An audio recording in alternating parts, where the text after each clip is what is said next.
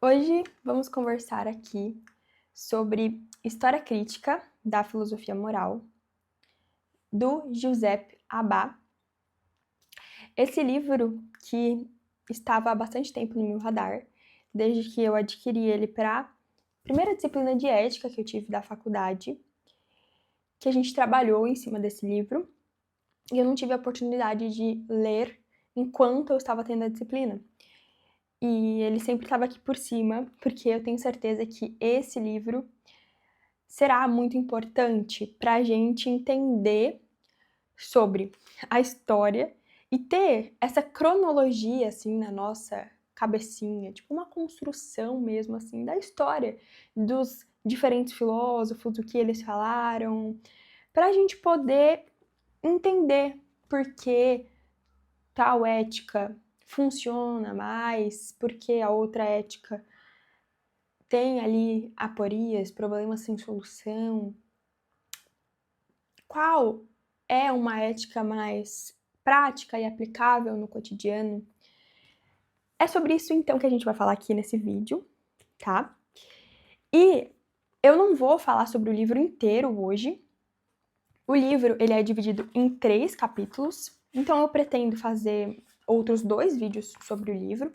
Hoje a gente vai falar apenas sobre esse capítulo 1, que vai nos dar aí a base para continuar aqui o nosso estudo a partir desse livro, que é um livro muito bom. Ele foi traduzido pelo Frederico Bonaldo, que foi meu professor da faculdade das disciplinas de ética, e eu, como uma estudante, gostei demais. E nesse vídeo também vou falar aqui como uma estudante que também estou aprendendo. Eu gosto muito dessa disciplina, mas eu tô aprendendo, tá? E tô aprendendo aqui junto com você e a gente vai descobrir aqui tanto os filósofos que, assim, eu já ouvi falar nas disciplinas e tal, mas eu não absorvi tanto, assim, o conteúdo, até porque às vezes a gente tem que passar um pouco mais rápido, sabe? As matérias da faculdade, elas são por trimestre. Eu acho que isso, assim, passa muito rápido e, assim, quando você quer se demorar um pouco mais em alguma disciplina, acaba se atrapalhando, pelo menos é o que acontece comigo. Se tiver algum colega meu aí da faculdade, deixa aí nos comentários. Da faculdade de filosofia, da Academia Atlântico, que é a que eu faço e eu gosto bastante. E, enfim, tá? Então aqui também é um campo que eu me interesso, que eu gosto, que eu quero aprender mais. E se você também gosta, se você também quer ver mais vídeos de filosofia aqui no canal, deixa um like nesse vídeo, deixa o seu comentário falando aí que você gosta de filosofia, que você se interessa por esse tema, engaja aí no vídeo, entendeu? Porque não tem como eu saber que você gosta desse vídeo se você não fizer isso. Deixar o seu like, deixar o seu comentário aí, para eu entender que é para eu trazer mais vídeos de filosofia aqui, que você gosta, que você tem interesse em assistir, em estudar comigo e avançar aí nessas leituras. Eu, particularmente, aprendo muito lendo e demorando mesmo no livro. Você vai ver que aqui a gente vai falar sobre o capítulo 1, que é uma parte do livro, e eu demorei aí para ler, para fazer aqui um resumo, para trazer aqui um vídeo para você. Porque é assim que a gente aprende. Enfim, tá? Então, eu vou pegar aqui o meu café, ó. Tô com uma térmica de café aqui pra acordar. Porque aqui estamos... Ó, já tá acabando. Estamos no bom dia. Estou aqui de manhã. Não sei se você tá vendo isso à tarde ou à noite. Então, boa tarde, boa noite pra você. E vamos conversar de uma maneira tranquila. Porque quando eu gosto do tema, às vezes eu me empolgo. E acabo me perdendo aqui no vídeo. Então, vamos lá tentar organizar isso daqui.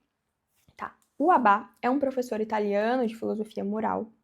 E aqui no livro a gente vai ver um panorama histórico crítico da filosofia moral, exatamente como a gente está vendo aqui no título. E a gente vai ver então essa evolução do pensamento ético na civilização ocidental. Então aqui a gente vai focar no Ocidente.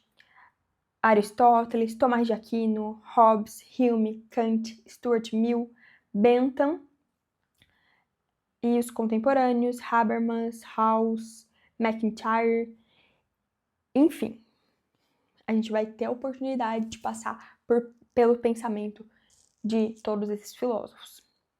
Veja o quão rica é essa leitura, é esse estudo que a gente vai estar fazendo. O Abba é um tomista, ele vai trazer aqui a perspectiva aristotélico-tomista, vai defender, sim, aqui, fazer uma defesa da ética das virtudes, passando por todos esses filósofos aqui que eu falei, e como ele domina muito esse campo da ética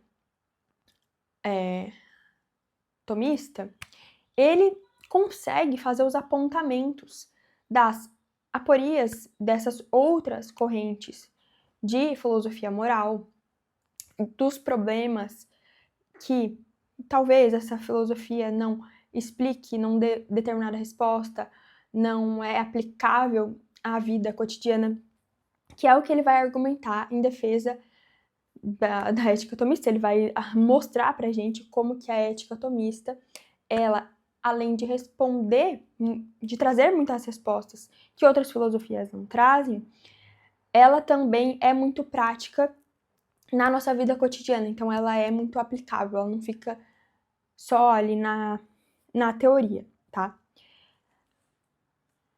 Aqui no prefácio, tá? Porque a gente vai construir aqui, então, essa base para a nossa conversa. E nos próximos vídeos, tá? Então já se inscreve aí no canal e ativa o sininho para você receber a notificação quando a gente fizer os próximos vídeos aqui. A gente vai começar a reconhecer essas principais figuras da filosofia moral. Mas aqui antes a gente vai trazer um pouquinho aqui do livro e também traçar um ponto de partida aqui do capítulo 1. O Abba traz uma contribuição muito importante, que a gente vê aqui no prefácio escrito por um doutor em teologia moral, que é o Rafael de Moraes.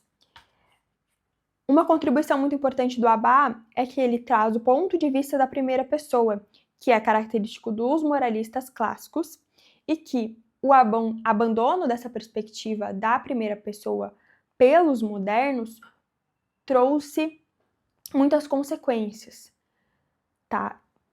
Trouxe um legalismo manualístico, proliferação de posturas utilitaristas e o desolador relativismo.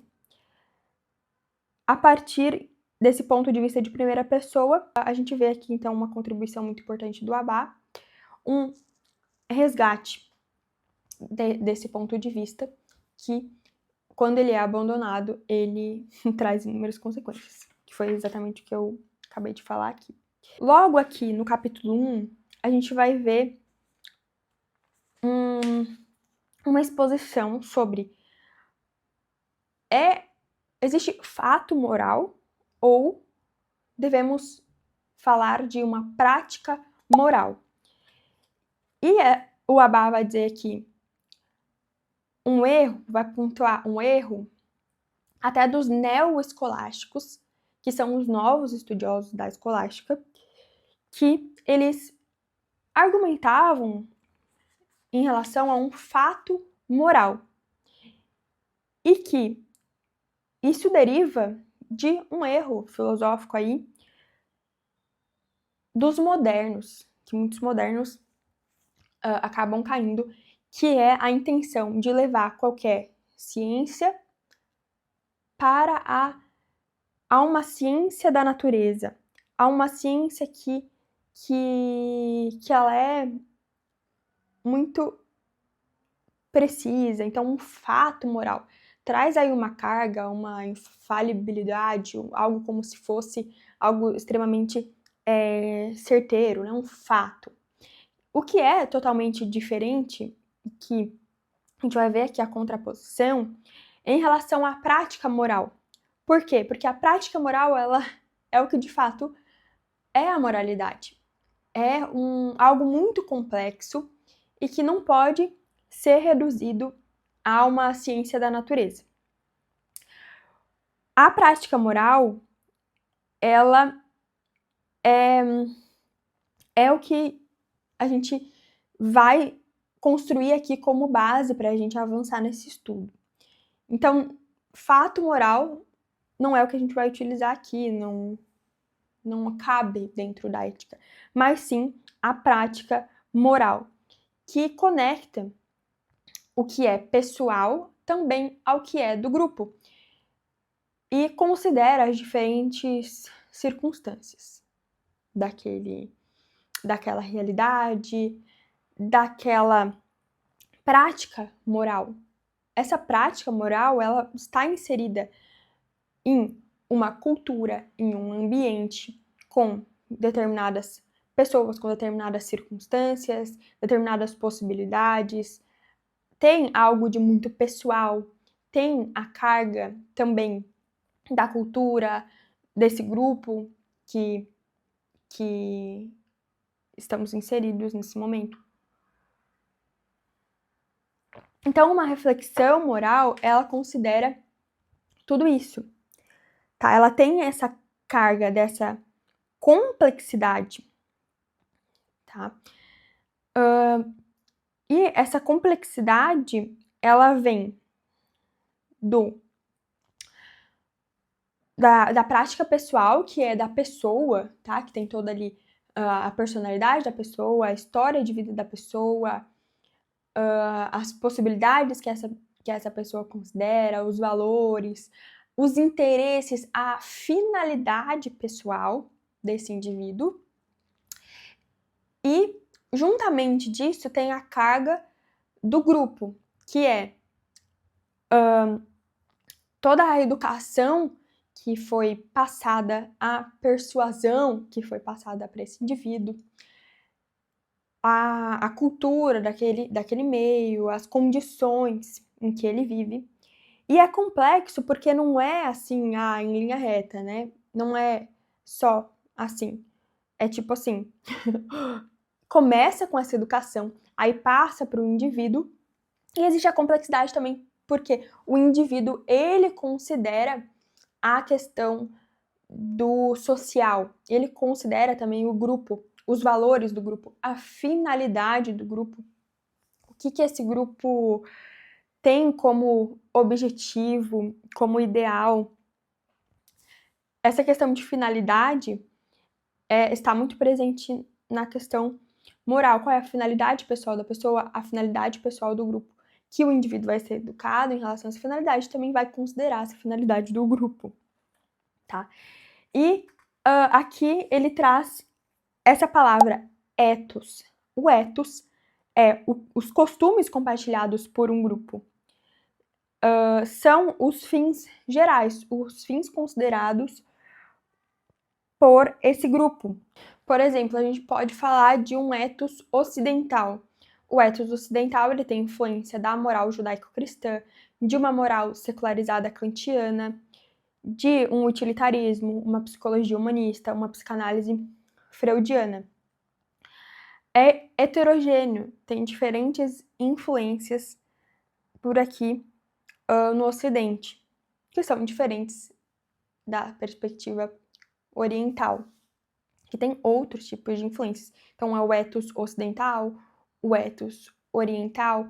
Eu também tenho aqui o ethos de Santa Catarina, que é onde moro, o ethos do Brasil, o ethos de um grupo que eu participo, que é dentro da minha faculdade, o ethos da minha família, que são esse conjunto de hábitos deste grupo. Os juízos morais, eles são o resultado de um movimento dialético da razão, a razão prática, está sempre funcionando, considerando esses diferentes tipos de ethos, fazendo aí uma conversa, um contraponto entre os meus fins pessoais e a finalidade do grupo, fazendo essa comparação, então, entre esses fins gerais e os meios que eu tenho também, os meios particulares daquele indivíduo. Aqui na página 27, sobre a dramaticidade da prática moral. Muito da nossa felicidade e da nossa miséria, da nossa prosperidade e da nossa ruína, da nossa salvação e da nossa perdição, depende da boa ou da má conduta de nós mesmos e dos outros. A prática moral põe as questões de importância capital e decisiva para o sentido da vida. Se vale a pena viver bem, se é melhor sofrer a injustiça ou cometê-la. A disciplina de ética é muito interessante porque traz esses dilemas, assim, da vida e se propõe também a responder, o que eu acho muito interessante e o que me cativa muito dentro dessa disciplina. Se a virtude nos torna felizes, se o bem e o mal constituem uma diferença absoluta e radical também para Deus, ou se há algo acima do bem e do mal, se há esperança que, operando pelo bem, se pode desfrutar juntamente com o bem, se há sentido perder a própria vida para não trair a consciência ou para cometer um erro. Enfim, então esse drama da prática moral que encaixa aí todos esses dilemas, assim, essas perguntas que a gente tem, ou que boa parte das pessoas tem, tá? E Platão fala em Apologia de Sócrates que uma vida sem tais indagações sobre virtude, sobre si mesmo, sobre os outros, né, não é digna de ser vivida por um homem. Ou seja, todo ser humano tem essas indagações, a diferença é que algumas pessoas vão atrás de responder, precisam respondê-las, e outras, às vezes, não fazem tanta questão, né? O que é melhor?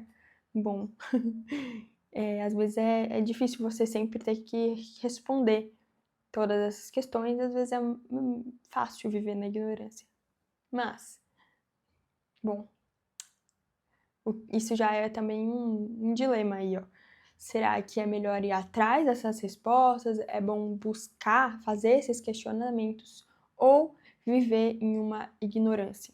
Que também pode ser uma dádiva, você não saber de determinadas respostas, tá? Se você tiver a resposta dessa pergunta, deixa aí nos comentários. E, assim, a resposta a tais questões não é irrelevante para a prática moral. É importante você responder. Acho que aqui a gente já está respondendo, então, a questão, né? Porque mesmo inconscientemente, as pessoas, elas vivem de acordo com uma determinada filosofia. Se você não for atrás de entender a filosofia que você tem da sua vida, você corre o risco de ser manipulado, de ser influenciado, ou de ficar repetindo igual papagaio de pirata, que é o que acontece com a maioria das pessoas. Porque todos têm aí uma filosofia na base, tá? Na base das suas ideias, das suas decisões. Então, decide-se de modo diverso aquilo que se considera como comportamento justo, conforme a resposta que se dê a tais perguntas. Então, um posicionamento de alguém depende das respostas a essas perguntas básicas. Por exemplo, o que é o bem? O que é a justiça? Existe certo e errado? Dependendo das respostas que a pessoa der a essas perguntas, ela vai ter um determinado posicionamento diante da vida. A gente vê muito isso em diferentes, às vezes, professores que estão nos dando aula e argumentam determinada coisa que você, bom, isso daqui eu não concordo. Só que você vai ver e lá na base, por exemplo, o que é o bem, às vezes a pessoa nem tem uma ideia do que é o bem, ou não buscou responder essas perguntas básicas assim mesmo, né? O que é? Aqui, o Abba, ele vai começar a introduzir a literatura, o que eu acho muito interessante e que me deixa ainda mais empolgada, assim, com o estudo da ética. É claro que a gente não lê literatura só para ficar julgando, fazendo análises, mas eu confesso que eu gosto muito, eu acho muito interessante você fazer essa crítica, essa análise dos personagens, da literatura, principalmente da literatura clássica, que são personagens complexos, que retratam vidas complexas e narrativas que se repetem ao longo da história. E aqui o Abba, no ponto 6 aqui do capítulo 1, ele vai trazer a prática moral, tal como se mostra na literatura. Aqui na página 28, a gente vê 3 tipos de olhares para a ética. E ele propõe ser esse olhar da ética relacionado à literatura algo raro e algo muito importante para ser restaurado hoje em dia. A primeira é exatamente esse ponto de vista dos narradores, que aqui temos dentro dos poetas épicos, líricos, trágicos, também na literatura bíblica, que está sempre nesse ponto de vista de um narrador, inserida num contexto narrativo, do qual se extrai ali sentido. Daí, por outro lado, a partir do século XIV, teve uma segunda possibilidade dessa leitura da prática moral, com esses olhos do jurista. Então, um júri, alguém que julga, que tem ali um olhar de legislador. E, por último aqui, iniciada com Hobbes e Hume, a gente tem uma prática moral analisada a partir de uma ciência da natureza. E, então, algo mais matemático, assim. E retornando para essa ética da narrativa da literatura, que a gente vai ter essa ética da primeira pessoa, tá? Em contraponto com a ética da terceira pessoa. Aqui a gente vê pela primeira vez essa contribuição importante do Abba, que é a questão dessa ética da primeira pessoa. Então, dentre essas 3 possibilidades, unicamente a primeira aborda a prática moral desde um ponto de vista interno à mesma, isto é, desde um ponto de vista do sujeito que é autor da prática e ator mediante a prática. As 2 outras abordam a prática moral desde um ponto de vista externo à mesma, uma conforme o olhar do legislador e outra conforme o olhar do observador. Proponho designar essa diferença tal como a existente entre a ética da primeira pessoa e a ética da terceira pessoa. E aí, essa ética do eu, essa ética da primeira pessoa, só ela é perfeitamente apropriada à prática moral. Porque a narratividade e a dramaticidade pertencem originariamente à prática moral e, consequentemente, à expressão literária. Fazendo leituras narrativas, lendo aqui este livro que eu estou gostando muito, Madame Bovary, lendo Frankenstein da Mary Shelley, lendo obras clássicas ou até algumas obras mais recentes que a gente já leu, Helena Ferrante, Amiga Genial, também um que eu trouxe recentemente aqui pro canal, que foi o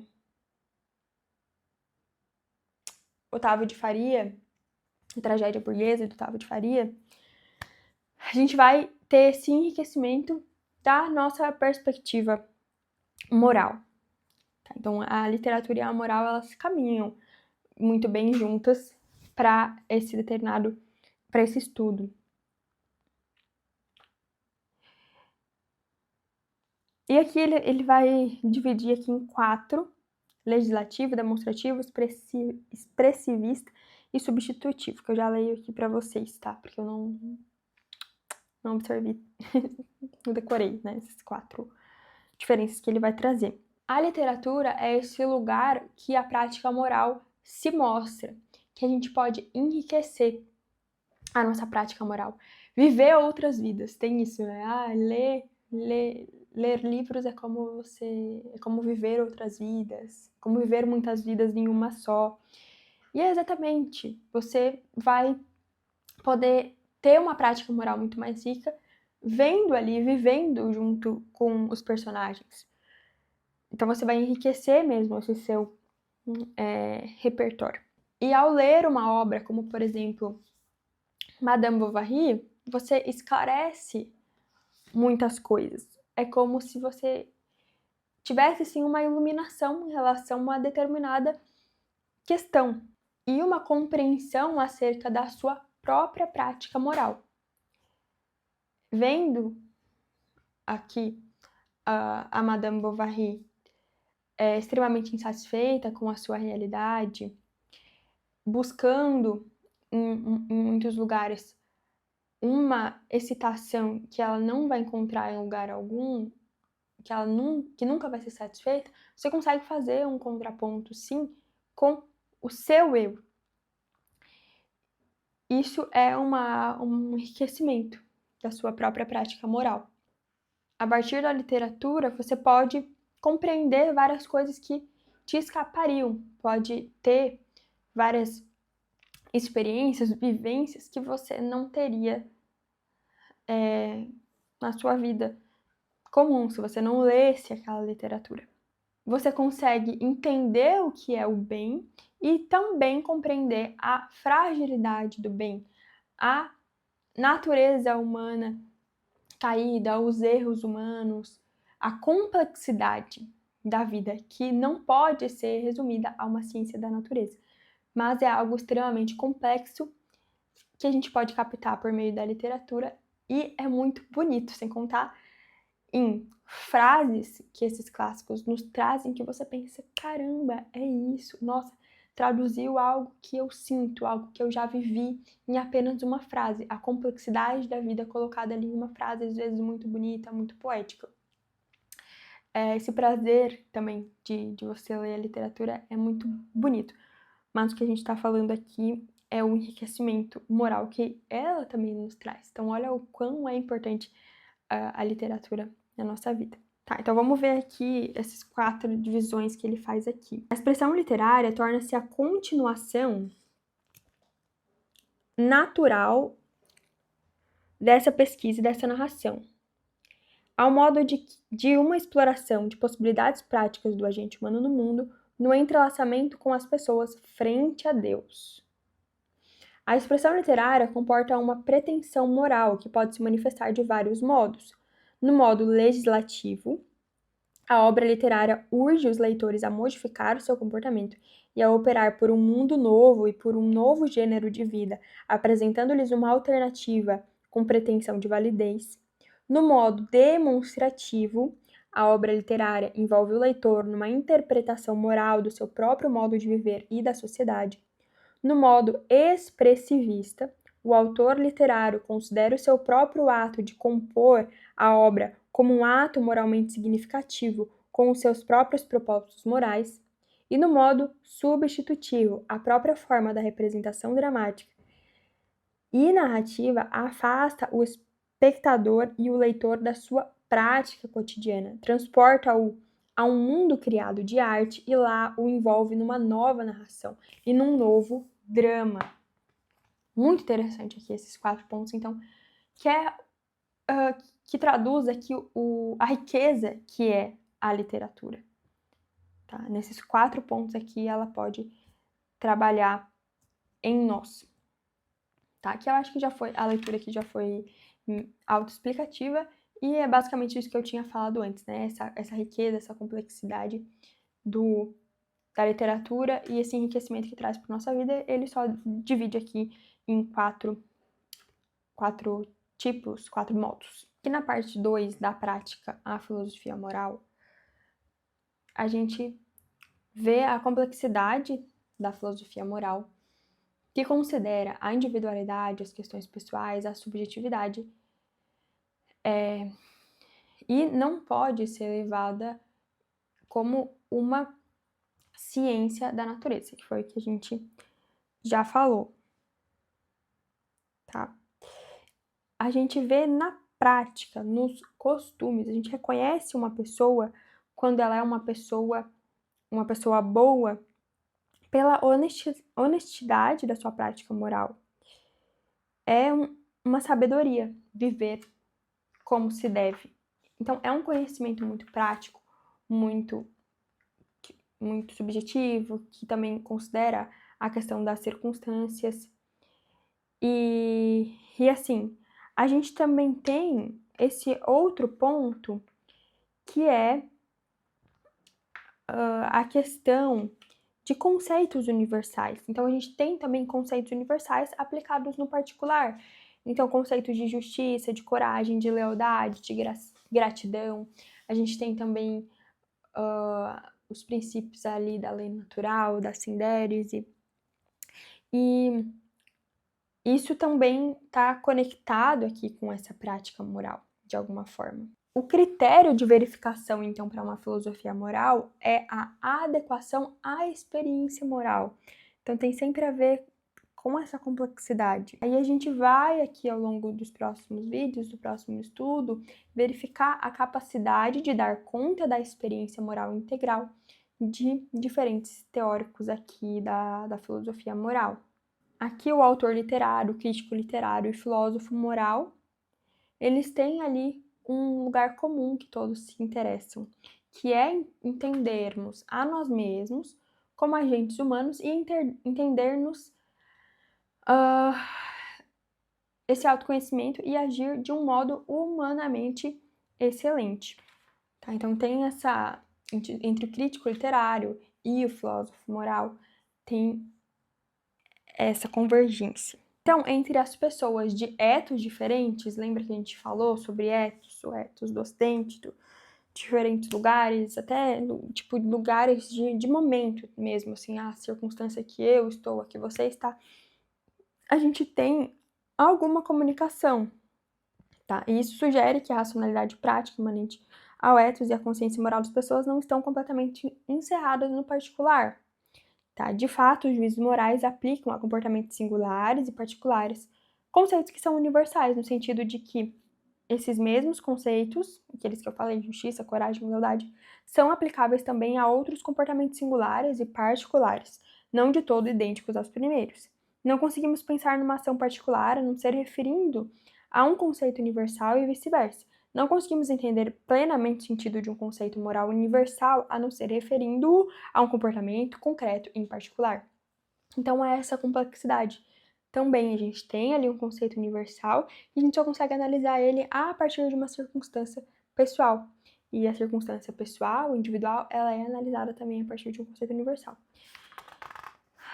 Tá? E aqui a gente teve alguns exemplos que eu falei. A filosofia moral encontra-se no caminho do discurso que vai do particular ao universal e vice-versa, visa esclarecer os conceitos e os princípios noéticos universais justamente a partir da experiência particular, no confronto entre o etos diversos e entre figuras de filosofia moral diversas. A filosofia moral luta por identificar incongruências, por superá-las, por defender os princípios, por corrigir aplicações dos mesmos, por fazer frente a novos problemas práticos. Então, a filosofia moral tem essa complexidade, tá? Ela luta aqui por identificar incongruências, por superá-las, mesmo a partir desses etos diversos, dessas diferentes filosofias morais, mesmo dentro dessa complexidade, né? Não significa, por exemplo, só porque a verdade ela não pode ser vista completamente, não significa que a gente deve desistir de entender a verdade, de ver as suas diferentes faces, de deslumbrar de um pedacinho do que é essa verdade, digamos assim, tá? Então, basicamente, é essa complexidade aqui também dessa filosofia moral. E as perguntas, então, da filosofia moral: quem sou verdadeiramente? Que tipo de pessoa eu quero ser? Bom, eu vou encerrar o vídeo por aqui. Não deixa de colocar aí seu comentário, o seu like para eu saber que você gosta desse tipo de vídeo. Se você chegou aqui até o final, comenta: eu venci, porque são estudos complexos, não são estudos fáceis, mas é gratificante você entender e compreendendo toda essa complexidade. Depois a gente vai discutir aqui o capítulo 2, que a gente vai começar o reconhecimento histórico das principais figuras de filosofia moral. E vamos desenvolvendo mais ainda o que a gente conversou nesse vídeo, vamos compreendendo algumas coisas, tá? Não, acho que eu não consegui falar aqui sobre tudo, ou desenvolver aqui sobre tudo. Enfim, talvez cometido alguns erros, mas ao longo do processo a gente vai corrigindo, vai entendendo melhor, compreendendo melhor tudo isso. Mas o que a gente sabe é que é um estudo muito interessante, muito empolgante, complexo sim, e bem bem denso, pra quem é iniciante, tá? No meu caso, que eu sou super iniciante, tá bom? Beijo, nos vemos no próximo vídeo.